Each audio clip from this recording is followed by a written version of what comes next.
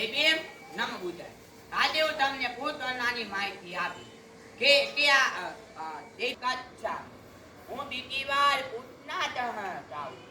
જોતિયા પિતમ તમ તમ કચ્છા હું બીજી વાર તમના ચાહું જોતિયા પિતમ તમ તમ કચ્છા હું બીજી વાર સંગના ચાહું જોતિયા વિભૂતમ તમ કચ્છા હું બીજી વાર પૂછના ચાહું જોતિયા પિતમ તમ તમ કચ્છા હું બીજી વાર સમના ચાહું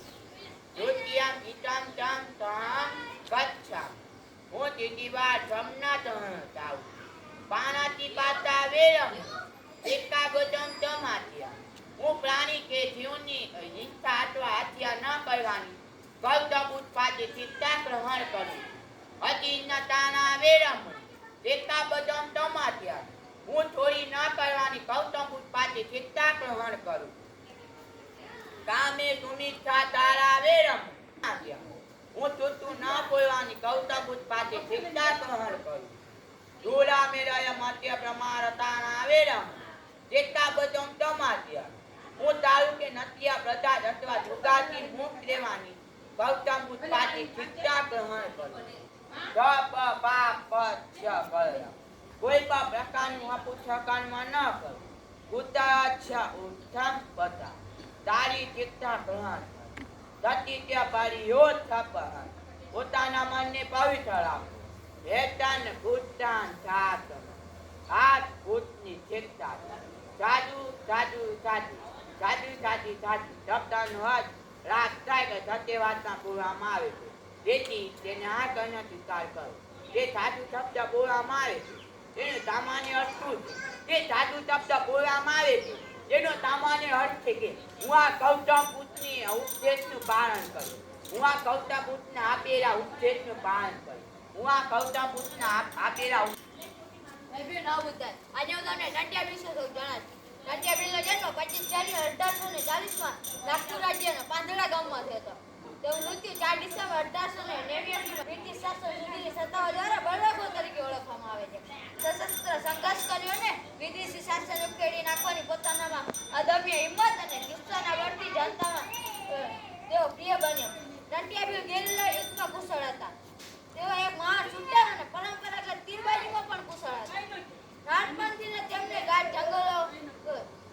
જંગલો ખીણો કોતરો અને પર્વતો જીવન પર અંગ્રેજો હોલકર રાજ્યની સેનાઓ સાથે તલવાર ચલાવી. તેમને શક્તિશાળી બ્રિટિશ સામ્રાજ્યની પોલીસ પર પલટવાર કરી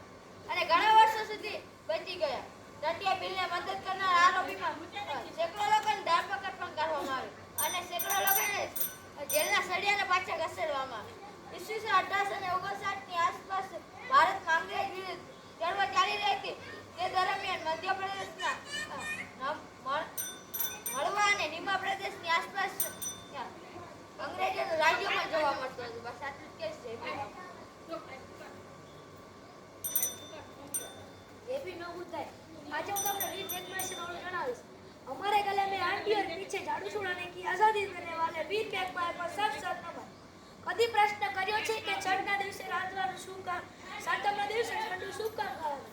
આઠમના દિવસે મેળો ઉજવણી સાની? વર્ષો પહેલા વીર પેકમાય નામના બૌદ્ધ સમાજના ક્રાંતિકારી પેદા થયા હતા, જેમણે જ્ઞાતિ જાતિના ભેદ દૂર કરી સમાનતાનું આંદોલન ચલાવ્યું. જેના વિરોધમાં સંસ્થલિત તળાવમાં પાણી લાવવા 32 લક્ષણ પુરુષની બલિ આપવાનું ષડયંત્ર કર્યું. ત્યારે બહુજન લોકોની પરાકાષ્ઠા હતી. તે ગામના છેવાડે રહેતા,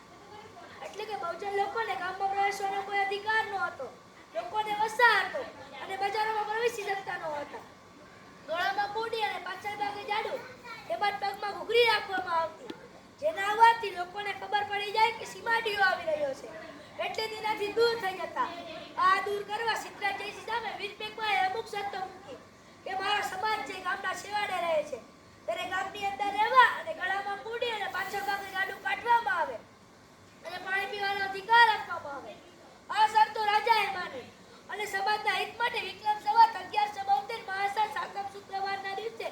વીર પેકમાના શોકમાં કોઈ ચૂલો સળગાવ્યો ન હતો. બાળકો વૃદ્ધે ભૂખ્યા ન રહી શકે એમને છઠનું ઠંડુ ખાવા આપ્યું અને મનુવાદીઓ એકના એકની હત્યા કરી. આઠમના દિવસે ઉષ્ણ મનાવ્યો. મતલબ છઠ, સાતમ, આઠમ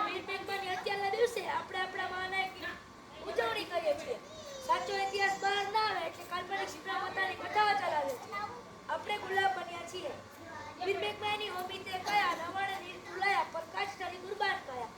એ શરતે રહીસિદ્ધરાજની એવી માયા બલિદાન રજવાડ થઈ ગયા બહુજન મેં ક્રાંતિકારી વીર મેઘમાયા થઈ ગયા બસ આટલું જ કહીશ જમીન હોવું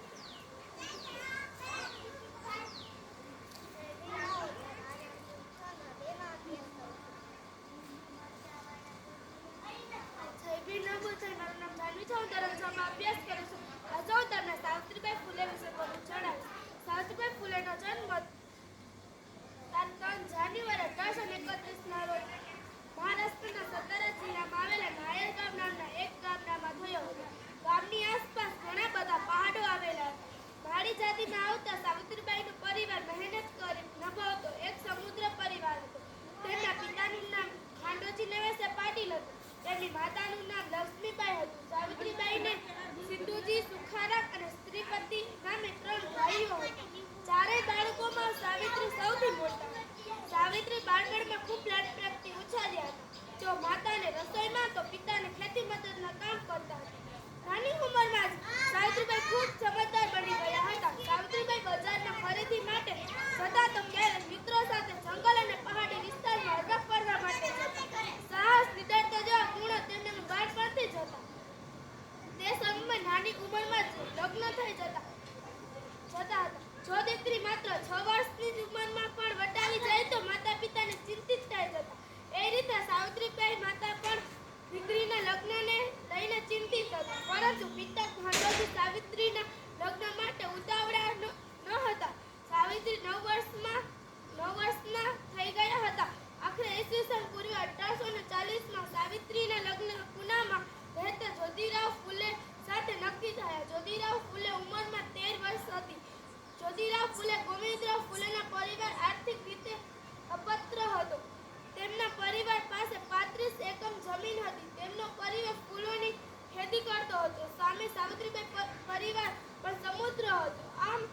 લગ્ન ધામધૂમથી થયા હતા આસપાસના ગામડાઓમાં રહેતા ઘણા લોકોને આમંત્રણ પણ આપવામાં આવ્યું હતું આમ રમવાની ઉંમરમાં સાવિત્રીબાઈ અને જ્યોતિરાવના લગ્નની શરૂઆત થઈ ગઈ લગ્ન બાદ જ્યોતિબા ખેતી કરતા તેઓ ફૂલોની ખેતી કરતા આ રીતે તેમણે ઘરની બધી જ જવાબદારીઓ સંભાળી લીધી હતી સાવિત્રીબાઈને અવનવી વાનગીઓ બનાવવી ખૂબ પસંદ હતી તો ઘરમાં પૂરું કરીને જ્યોતિબાને ખેતીમાં મદદ કરતા હતા સાવિત્રીબાઈને પણ ફૂલોની ખેતી સારી રીતે કરી જાણતા હતા સાવિત્રીબાઈ રોજ જ્યોતિબા ખેતરે જમવા આપવાનું જતા એકવાર જ્યોતિબા ફૂલેનો જન્મદિન હતો તેઓ ખેતીમાં કામ કરી રહ્યા હતા પરંતુ રોજની જેમ આ વખતે સાવિત્રીબાઈને ભોજન લઈને આવતા મોડું થઈ ગયું હતું જ્યોતિબાઈ રાહ જોઈને ખૂબ ભૂખે થયા હતા પરંતુ સાવિત્રીબાઈ તો પતિ જ્યોતિબાને જન્મદિવસની ખુશીમાં ઘરે સ્વાદિષ્ટ ભોજન બનાવી રહ્યા હતા એક પ્રેમાળ પત્ની જેમ સાવિત્રીબાઈ પતિ જ્યોતિબા જન્મદિવસની ભૂલ્યા ન હતા ભોજન તૈયાર થઈ ગયા બાદ તો ખેતરે જવા રવાના થયા જ્યોતિબા તેમની દૂરથી આવતા જોઈ રાજી થઈ ગયા સાવિત્રીબાઈની સાથે સગુણાબાઈ પણ હતી અને જ્યોતિબા ફૂલેને તેમના જન્મદિવસની શુભેચ્છા આપી કામને જ્યોતિબાને તો તેમના જન્મદિવસને ખ્યાલ પણ ન હતો જ્યોતિબાને સાવિત્રીબાઈ સંપર્ક ન આપવાનું કારણ સમજાય પછી ત્રણેય જણાએ ભરપેટ ભોજન કર્યું ભારત સમાજ સુધારક શિક્ષણવિદ અને કવિત્રહીન હતા તેમને ભારતના પ્રથમ મહિલા શિક્ષિકા માનવમાં આવે છે તેમણે પતિ જ્યોતિરાવ ફૂલે સાથે મળીને સ્ત્રી અધિકાર અને શિક્ષણના ક્ષેત્રમાં ઉલ્લેખનીય કાર્ય કર્યું હતું ફૂલે દંપતી 1839માં પુણેના ભીલવાડામાં પહેલી ભારતીય